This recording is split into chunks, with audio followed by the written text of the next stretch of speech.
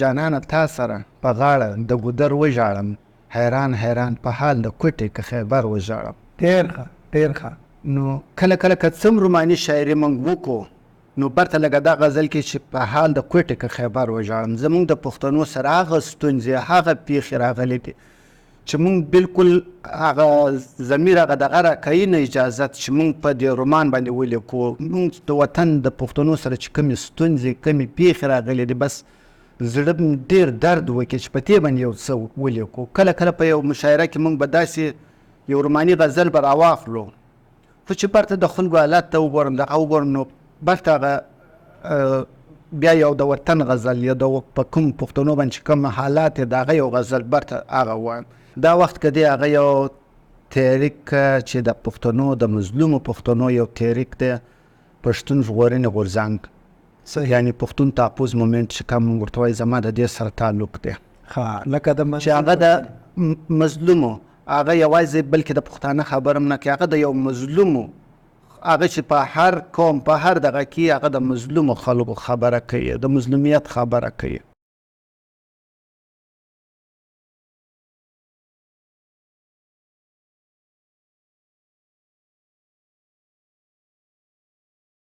شیرو د الله په نامه چې ډېر بخښونکی او مهربانه دی. شاعر وایي نیتونه تنګ زړونه واړه شو یاره، خلک د یو بل نه ماړه شو یاره، چې نن غیرت پښتو حیا و پکې هغه شټل پښتانه مړه شو یاره. قدرمنو دې وخت زه ستاسو کوربه رشید خان د یو ګران میلمه سره ستاسو په خدمت کې د پام نه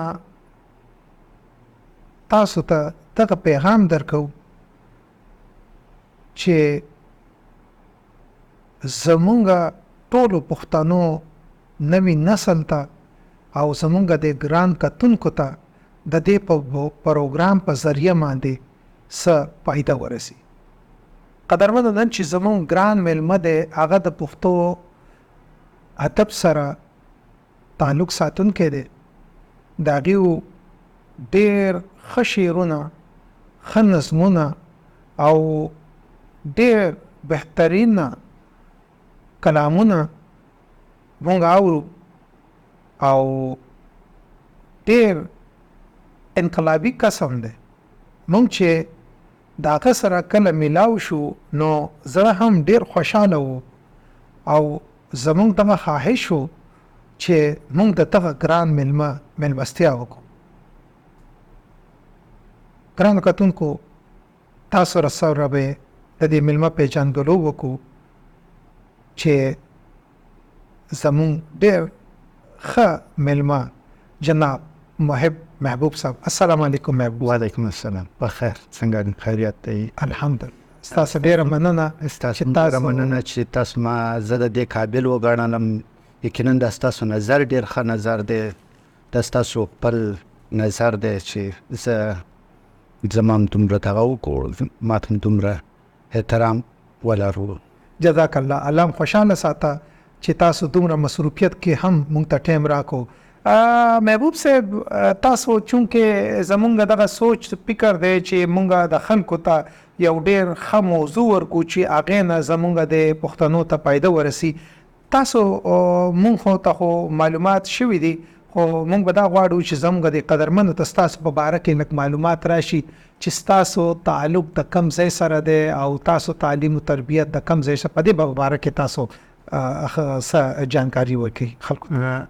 زما بیسیکلی تعلق چې کوم دی د کوټې ضلع پښین چې بیا یو پښین کې یو علاقه د سرانان زه د هغه اوسېدونکی یم. صحیح. بنیادي تعلیم چې کوم دی هلته ما په کلي کې ما حاصل کړی دی. صحیح. دا وخت اوس دلته په کراچۍ کې استوګن یم. صحیح. ډېر ښه. محبوب صاحب مونږ به دا غواړو چې تاسو ته به دا خبره یاد وي چې تاسو شاعري کله شروع کړې وه او ستاسو اولنې نظم یا غزل یا چې څه تحریر تاسو لیکلی وو هغه به تاسو ته یاد وي؟ بالکل داسې تقریبا زما تاریخ پیدایش غالبا که دا درته وایم د سن 81 یعنې 81 زما پیدایش دی. بیا که زه شاعرۍ دغه ته زه وګورم یعنې د 2000 نه پس یعنې دا وخت زه په 18 کاله یا په 19 کال کې وم چې ما داسې شاعري دې شروع کړه.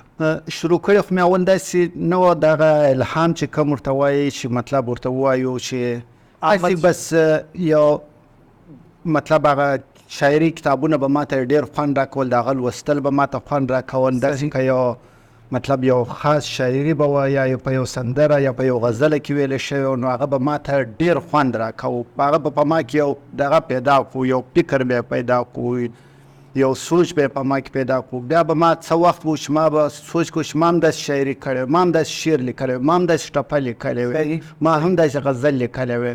صحیح.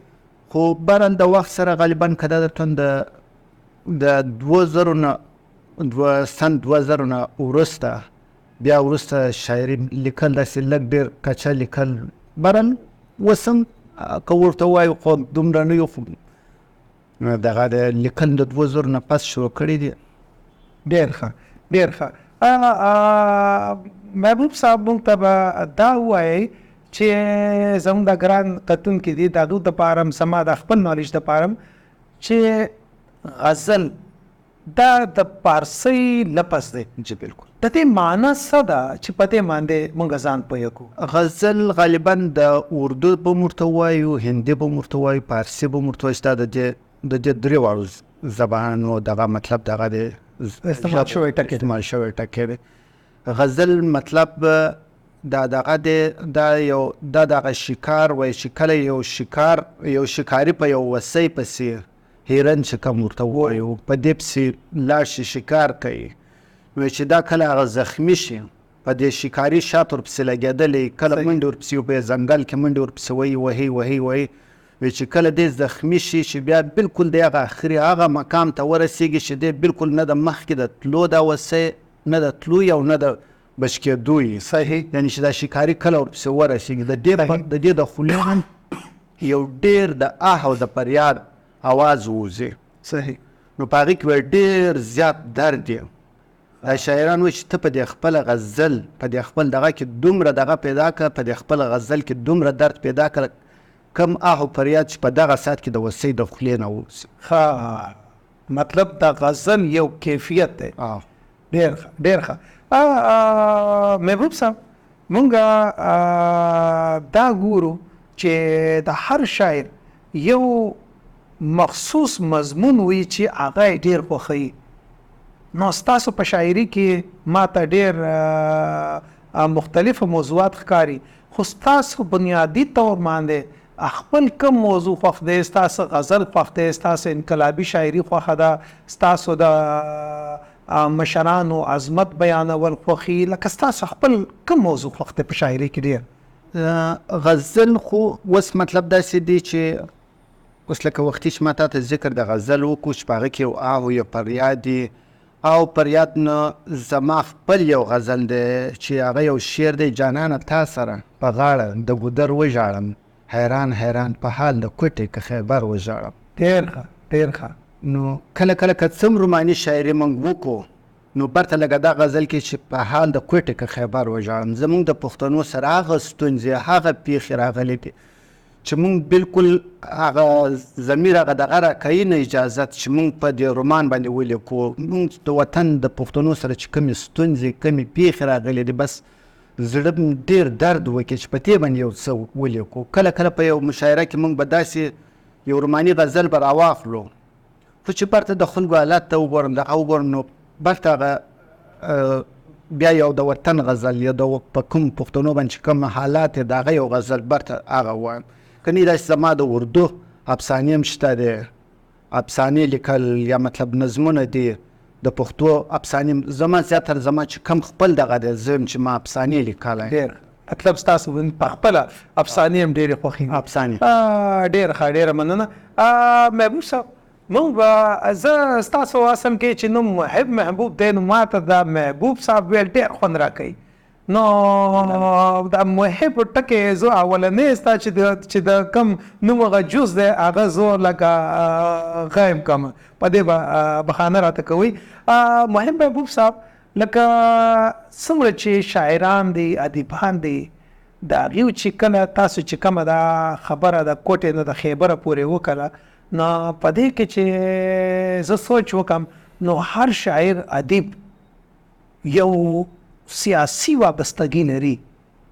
نو ستاسو هم داسې سیاسی یا سماجی یا یو چا سره تعلق لري تاسو څوک خوښوئ دغه شان څه خبره شته دی؟ بالکل ادب او سیاست دا سره تړلي دي، دا سره لازم او ملزوم دي.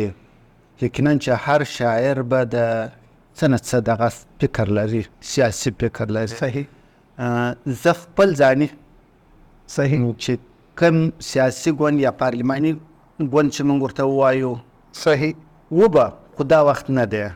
دا وخت که دی هغه یو تحریک چې د پښتنو د مظلومو پښتنو یو تحریک دی، پښتون ژغورنې غورځنګ. یعنې پښتون تحفظ مومنټ چې کوم موږ ورته وایي زما د دې سره تعلق دی. لکه د چې هغه د مظلومو هغه یوازې بلکې د پښتانه خبره هم نه کوي، هغه د یو مظلومو هغه چې په هر قوم په هر دغه کې هغه د مظلومو خلکو خبره کوي، د مظلومیت خبره کوي. ډېر ښه. محب محبوب صاحب ما ته دا خبره ووایئ کله کله چې انسان سوچ وکړي نو څه به ذات خود که دغه شانتې پښتنو ته سوچ وکم بیا د ملک حالات ته وګورم او بیا دا ټول شیانو ته چې غور او فکر وکم نو ما ته بعضې وخت کې په خپله د محرومۍ احساس کېږي. یقینا تاسو ته داسې محسوس کېږي؟ بالکل. دا غالبا دلته به زه یو دغه داسې ځینې ټیم کې اکثر په موږ باندې خپل راشي. بیا یو وخت ما د انګریزي او دغه ویلي چې هغه د انسان د ناکامۍ مطلب د هغه وخت نه شروع شي چې انسان کله همت هراو کړي، لږ همت وبیلي. کله کله موږ خپله په یو فکر په هر لیول چې راواخلې که هغه د ژوند راواخلې هغه که د یو دغه راواخلې خو چې همت بس دغه خبر دغه چې زه کله زما مخې ته ودرېږي نو بیا برته وایم ما همت مه بېله چې زه نه کوم نو څوک به کوي، زه نه کوم نو به څوک کوي. د انسان ناکامي د هغه وخت نه شروع شي انسان کله همت هراو کړي، لږ همت هراول انسان همت بېلول نه دي پکار. ډېر ښه. زموږ دا خبره بل طرف ته روانه شوله او په منځ کې ما نه هېر نه شي چې زموږ د ګرانو قدرمنو ته به ستاسو څه شعرونه به لازمي پرې اورو چې ستاسو د شعرونو نه خوندونه واخلو. مننه که اجازت وي ستاسو.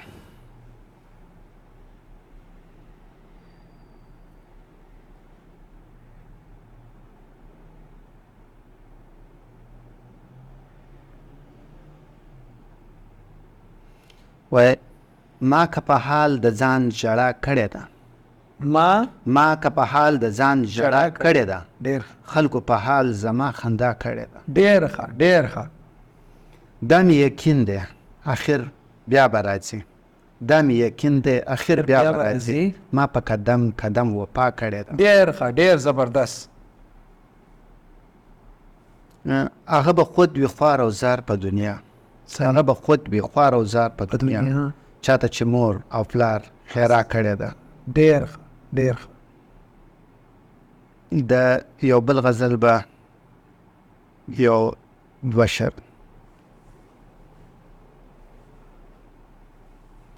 پوهېږم نه چې درله راشي د کوم خوا زړګیه، پوهېږم نه چې درله راشي د کوم خوا زړګیه، دا سختې سختې په نصیب هر وخت ستا زړګیه. ډېر ښه.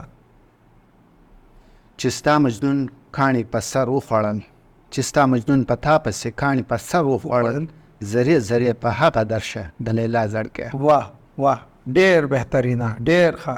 مننه. ډېر ډېر ډېر بهترینه. ماشاءالله ډېره ښه شاعري ده ستاسو. محب محبوب صاحب زه به دا تاسو نه تپوس کول غواړم نن سبا چې څنګه زمونږ نوی نسل بې لاره شوي دي او د سوشل میډیا باندې چې کم کانټینټ روان دی زمونږ دا اکثر مونږ دا خبره په هر پروګرام کې کوو چې د هغه دپاره زمونږ څه کردار پکار دی چې دا ماشومان دا نوی نسل چې بیلاره نشي او بل چې نن سبا چې کومه شاعري کیږي په سوشل میډیا هغه خلک د لایک د پاره یا د زیات ویوز د پاره سدیسي خبره وکي چې د هغه بهودګي ظاهري او بهوده خبري وي نو د دې لپاره تاسو ویل بغواړئ بالکل ستا خبره خو اکثر موږ خپل هم دغه سوچ کوو لږه په سوشل میډیا که راواخلې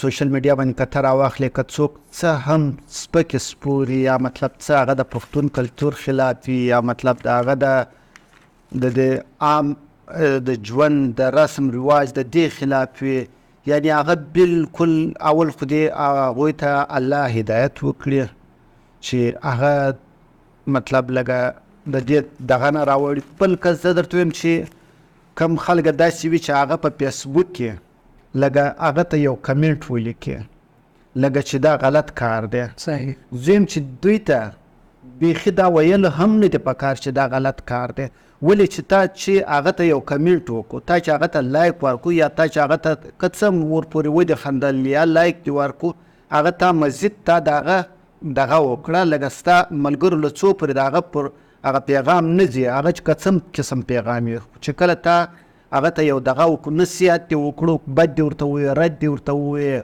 ښه دې ورته وویل بد دې ورته وویل هغه نو ستا ملګرو ته هم فارورډ شي هغه دغه صحیح دلته که زه دغه سوچ وکړم هغه انګریزي او دغه د پبلیسټي از کی اف د بزنس پبلیسټي دا د کاروبار یو لږه چابي ده د یو مشهور هغه تا دغه سره تا دغه پبلیسټي وکړل پبلیسټي دی وکړه یعنی تا هغه ته مزید ستا دغه کاروبار مطلب هغه مزید چې کم دی هغه خلکو ته پیدا صحیح او بله خبره تا د شعر و شاعرۍ مطلب د دغه شاعرۍ بېهوده شاعرۍ ځینې ټیم داسې وي شاعر هغه د کام سترګې دي هغه د کام دغه دي چې څوک هم ښه لیک کوي زمونږ د سترګو تور دی زمونږ د زړه سر دی چې ښه لیک کوي چې هغه د پښتاني معاشرې دپاره لږه ښه لیک وکړي ښه لوست وکړي ښه دغه که هغه د یو سندرغاړي ته خپله شاعري ورکړي پکار چې هغه یو ډېره درنه شاعري ورکړي.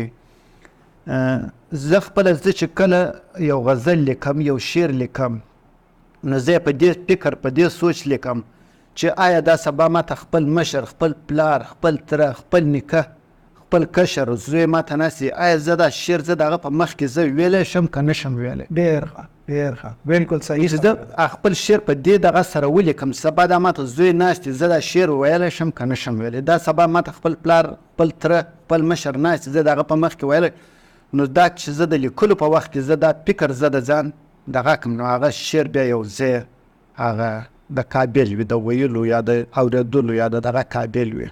صحیح مطلب چې هغه شرم به بیا ټول عمر ور په غاړه چې یو شعر چې په ډېر فخر سره زه د خپل زوی د خپل کشر ډېر ښه پیغام دی ستاسو.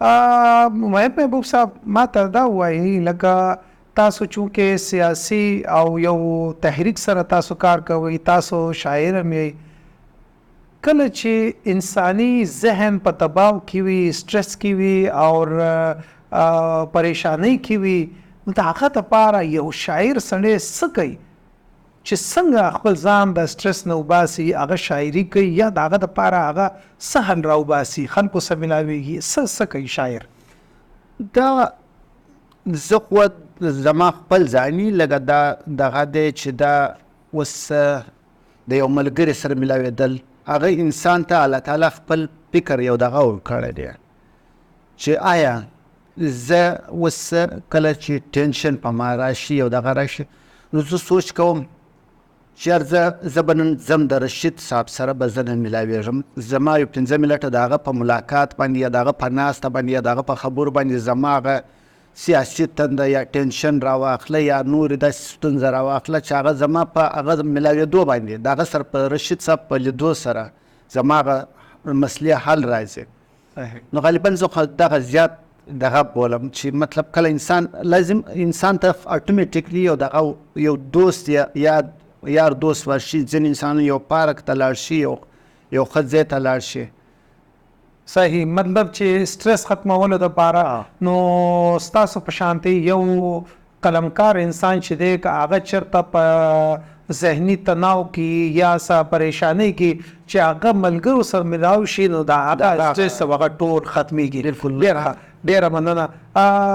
مهم محبوب صاحب، د دې زمونږ د پروګرام پام په توسط باندې تاسو څه د خپل طرفه څه پیغام ورکول غواړئ زمونږ قدرمنو ته؟ ستاسو د دې پام چینل د دې زه ډېر شکرګزار یم. د تاسو ته الله تعالی الحمدلله ډېر ژور فکر ډېر لوړ فکر درکړی دی.